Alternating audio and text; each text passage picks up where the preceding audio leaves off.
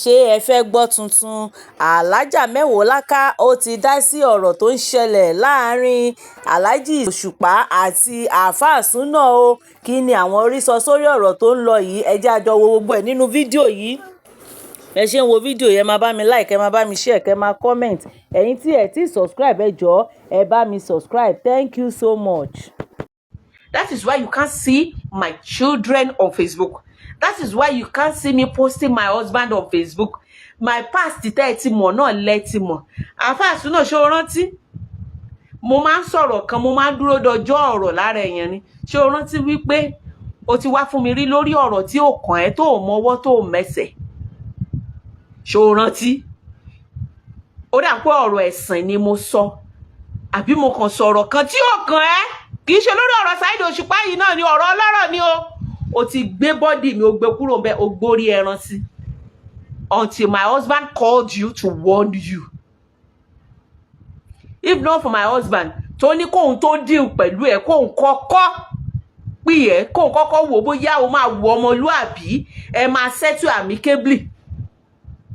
Kó tó ní pé o lọ delete ẹ̀. Eleni, he said Òṣùpá asked him to abuse Baba Gebu, so please. Tí Òṣùpá bá ní kó lọ tọwọ́ bọ̀ náà, á tọwọ́ bọ̀. Àìmọye àwọn tó ti pè mí náà. Kí n bá wọn bú Koko Zaria àti Sego. Àìmọye àwọn tó ti pè mí. Tán ni jáde tán. Fún àwọn èèyàn tí mi gbọ́dọ̀ dárúkọ. Àìmọye àṣírí aláṣírí tó wà lọ́wọ́ mi tó gbé àṣírí wọn wá tán ní kí n bọ́ síta. N tí mo ń béèrè lọ́wọ́ wọn ní pé àbúrò wọn ńkọ́? Ìyá yín ńkọ́? Ẹ̀gbọ́n yín ńkọ́? Àbúrò yín ńkọ́? Wọ́n ní Facebook page ni. Ẹ ṣe mú eléyìí lọ fún wọn.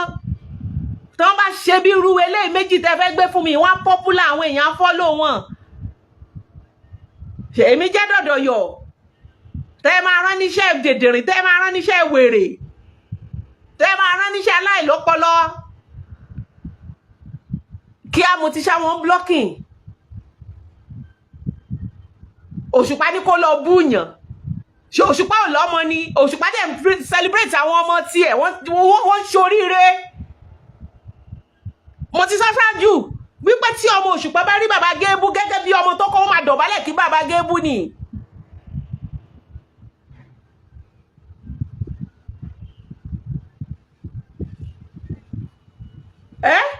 Gbogbo àsìkò yẹn náà tó dẹ̀ ń claim pé lóyà náà ló dẹ̀ ń record gbogbo voice ló ń record gbogbo voice note Òṣùpá. Ẹ dá mi lóhùn. Ó tún ní mo mọ̀ bóṣùpá yọ̀ o. Wàláì mo bóṣùpá yọ̀. Ó ní Òṣùpá sọ wípé òun máa mú òun lọ sílé aláàfáà kan tó máa tọ́jú òun. Ọlọ́run ló ní kí Òṣùpá má mú lọ o. Tóṣùpá bá mú lọ. Òṣùpá mo máa kí yín kú oríire. Kéèyàn kan wá ní kí n máa táná tẹ̀ lè sọ pé kí n bú tán náà. Ṣebí wọ́n wá gbéṣẹ́ MFM fún Maureen Bàdéjọ ni. Ṣebí wọ́n wá gbé tó ń pariwo evidence wà, facts wà. Ẹni tó gbéṣẹ́ wá fún Maureen Bàdéjọ òun dà báyìí. Maureen Bàdéjọ wà ní kirikiri.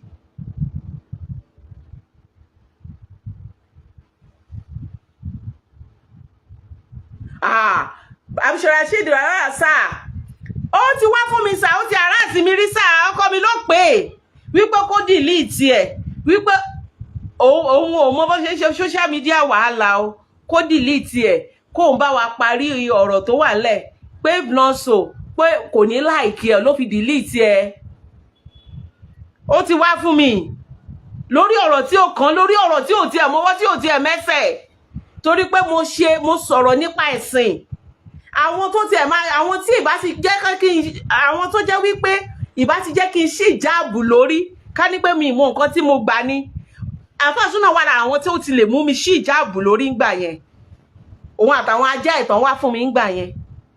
Òun rè báyìí. Wàá kò ní tiẹ̀ wájú, ṣó kò ní tiẹ̀ wájú báyìí.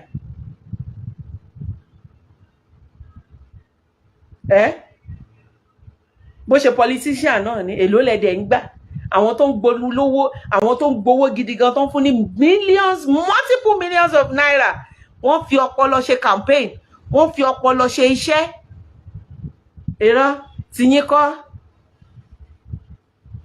àbí o bóyá Òṣùpá ló dẹ̀ rán sí mi ẹjẹ́ á béèrè lọ́wọ́ ẹ̀ bóyá Saheed Òṣùpá ló ní kó gbé bọ́dì mi kúrò kó gbórí ewé ó mà gbórí ẹran sí ni.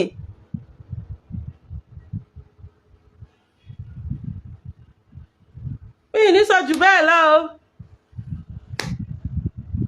mi ì mọ bó ṣe fẹ́ ṣe n tó tún sọ nípa àmì Ọlọ́run ó fi ba bọ̀bọ́ yẹn lórúkọ jẹ́ ni o torí o ò ní ẹ̀rí tó dájú tó fi ìdí òkodoro múlẹ̀ wípé àmì Ọlọ́run ó mọ̀ nípa nǹkan tó ń ṣe bàbá aláàánú ẹ̀ then ó wà lẹ́gbẹ̀ẹ́ bàbá aláàánú ẹ̀ ó receive kọ́ọ̀lù àmì Ọlọ́run bàbá aláàánú ó pèèyàn láláàánú ẹ̀ ó pèèyàn lólórí ẹ̀ ó pèèyàn lẹ́ni tó jẹ́ wípé tí nǹkan bá ń ṣe ẹ́ o máa lọ gbé bùkátà bá àbí bẹ́ẹ̀ kọ́ ló sọ ó wá sọ fún ẹ wípé o ò gbọ́dọ̀ sọ fún èèyàn kankan Saheed Òṣùpá tó o ní kò ṣe ẹ́ lóore kan rí ló wá lọ tú àṣírí fún dá mi lóhùn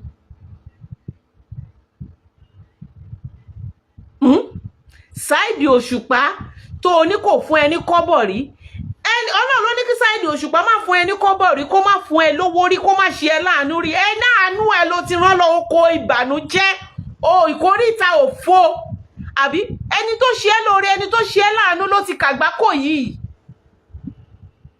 àbí wo rò bẹ́ẹ̀ ni àbáṣúná ẹni tó ṣe ẹ lóore ẹni tó lọ máa ń rí sábà ẹni tó gbé bùkátà ẹ òun ló ti rán lọ sí oko ìbànújẹ́ oko ọ̀ràn oko ìgbèsè oko kẹ́ni má níyì Ọlọ́run ló wá ní kí Saheed Òṣùpá má kí ló dẹ̀ fi bá ti ẹni ẹlẹ́ni jẹ́ békebéke ẹnu àsọjù ọ̀rọ̀ gbéke yìde láti bí lọ síbì kan ta ló tiẹ̀ mọ̀ bóyá Saheed Òṣùpá pé ẹni ẹlẹ́ni ni láti wọ́ọ̀nù ẹ̀ wípé ẹ gbọ́ báyìí báyìí lẹ sọ ẹ ṣọ́ra oní Saheed Òṣùpá pé ẹ wípé ó sọ fún àwọn èèyàn pé kán má gbéṣẹ́ fún ẹ mọ́ pé kán má ní nǹkan ṣe pẹ̀lú ẹ mọ́ nígbà tí Saheed Òṣùpá ti mọ̀ wípé alákòóbá ni ẹ́ nígbà Saheed Òṣùpá ti rí pé ìsọkúsọ ẹ ti pọ̀ jù ó ní gògògóńgò ó ní ibi gẹ́gẹ́ bí ọkùnrin tó ń gbọ́rọ̀ sí àwọn obìnrin gan tá a bá ń bínú a lè bínú ká fara ya ó sì ní àwọn nǹkan kan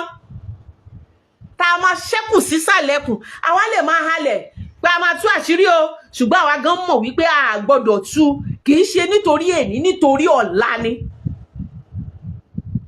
àwa gan mọ̀ wípé tábàlà máa tú àṣírí a gbọ́dọ̀ tú kì í ṣe nítorí èní kì í ṣe nítorí ẹni yẹn nítorí àwọn ọmọ tiwa gan ni a kàn lè fi halẹ̀ mẹ́ni yẹn wípé wò ó àṣírí ẹ̀ wà lọ́wọ́ mi ìwọ ọkùnrin ó wá mú ọ̀rọ̀ ó kàn dá sílẹ̀ ó kàn ń jàǹbálá ó wà ní ọ̀rọ̀ lórí social media kò sí kọmá kò sí apostrophe kò sí full stop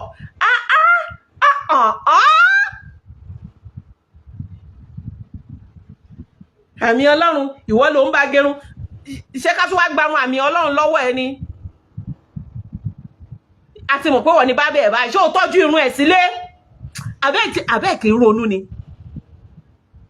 ṣé o tọ́jú irun ẹ̀ sínú ilé fáwọn tó bá fẹ́ rarun ẹ̀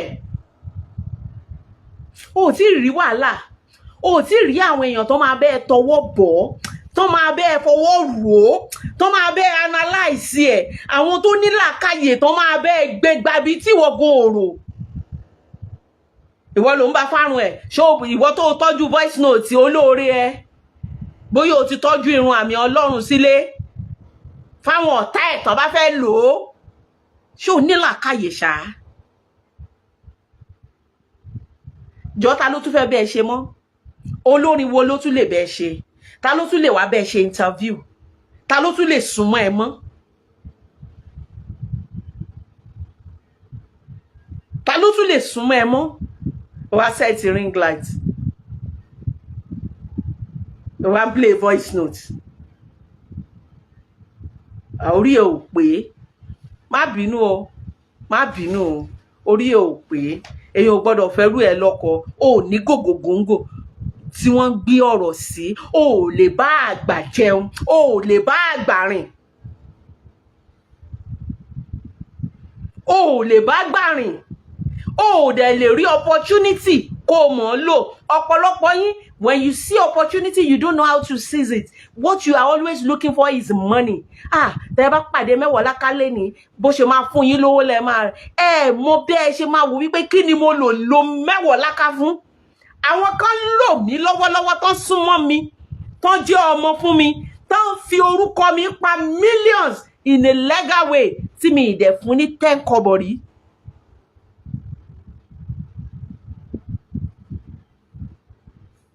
Ẹ wá wo irú ẹni bẹ́ẹ̀ tó ń fi orúkọ mi make millions, tó ń forúkọ mi ṣe kí ẹ wá gbèrú kí irú ẹni bẹ́ẹ̀ ní opportunity láti meet Tinubu àbí kó meet ìmọ́lẹ̀. Gbogbo èrò ọkàn mi báyìí kí ìmọ́lẹ̀ má fún mi lówó kán tiẹ̀ ní wá máa supply àwọn ẹlẹ́wọ̀n ní gàárì lásán, ó ti tó mi. You don't know how to seize opportunity. Boro kébékébé.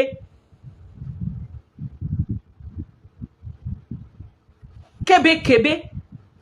Ẹni bá fẹ́ mú mi ní goddaughter, ẹni bá fẹ́ mú mi ní kíní lórí social media tó bá jẹ́ olówó, bá wá bí tí máa supply chicken sí, tí máa supply gàrí sí.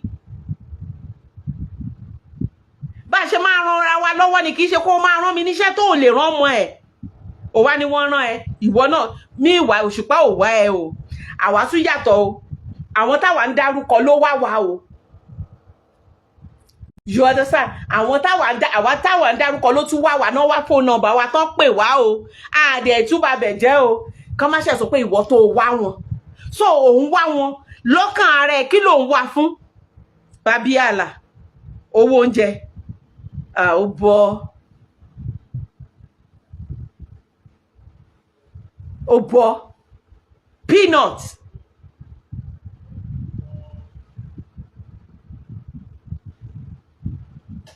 Orí ẹ̀ ò pé. Tó o bá set ring light fún mi gbogbo eléyìí tó máa ń ṣe yẹn, máa sọ̀rọ̀ sí ẹ. Torí pé I'm not even proud of you. I'm not even happy. Ó ti ọ̀dọ̀ Saidi ló ti dé. Ó ti dé dọ̀ Wàsíù. Ṣé o fẹ́ gbọ́n tó bí Pàṣọ ni? Pàṣọ ó humble ara ẹ̀ débi wípé orí ìkúnlẹ̀ ló ti ń bá Wàsíù sọ̀rọ̀. Gbogbo ènìyàn. Ṣé o mọ̀ wípé àwọn people yìí ní ọpọlọ ni? Gbogbo ènìyàn wọ́n gbèjà ẹ̀.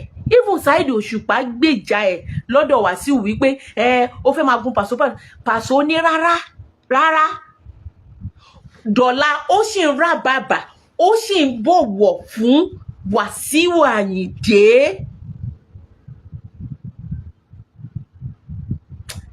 Kò yé yín? Àwọn èèyàn tún bu òun ní jẹ́ ní àwọn èèyàn ń gbé, ó tún padà lọ bá Wàsíù rárá.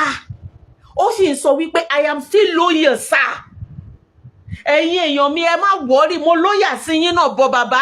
I am still loyal, sir. Bó ṣe ń jèrè ọ̀gá ẹni nìyẹn. Bó ṣe ń jèrè kì í ṣe owó ni Wàsíù ń gbé fún Pàṣọ ni. Owó kọ́ ni Wàsíù ń gbé fún Pàṣọ. But Pàṣọ mọ ibi tí Ọlọ́run ti ń di fún òun by being loyal.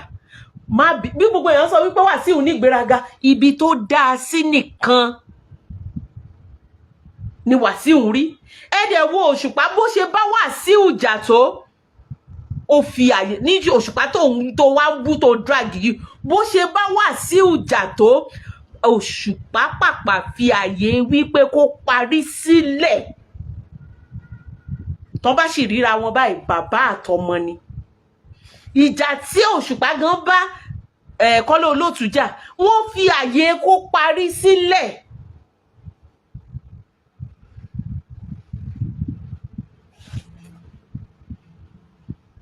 Ìwọ kàn torí 20,000 30,000 ṣé 20,000 30,000 náà fún yín tẹ́ fi ń ṣìṣọ, tẹ́ fi ń ṣìṣe,